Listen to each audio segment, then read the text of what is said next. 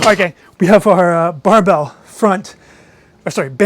barbell front box squat. So you're not going to get this unless you're deeper into the program. So I'm not going to go over all the intricacies of squatting, more so about the setup, how to create your bands. So first off, the box squat, we want to box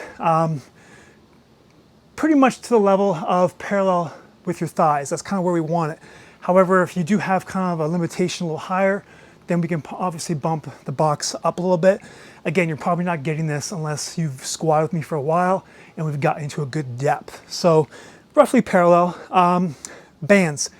So if you don't have pins on your squat rack, just grab some heavy dumbbells or kettlebells and wrap it around. Now, the key here with the band setup is you want to make sure that your bands are taut, but not so much in the tall or in the rack position, but at the bottom of your squat. So it might take a little bit of kind of playing around. But when you're in the bottom of your squat, you still want tension on the band. You don't want these to be loose, okay?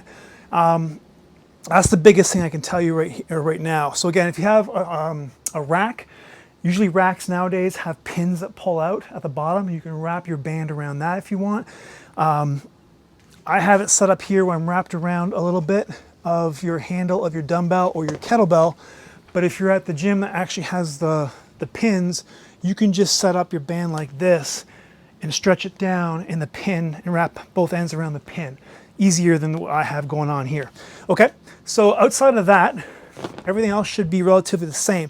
So remember the box squat, once you get underneath, get tight, good stack of thorax and pelvis.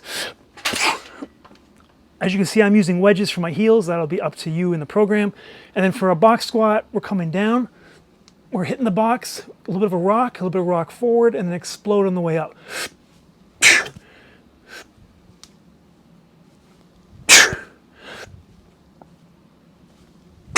Okay, so we do want that rock.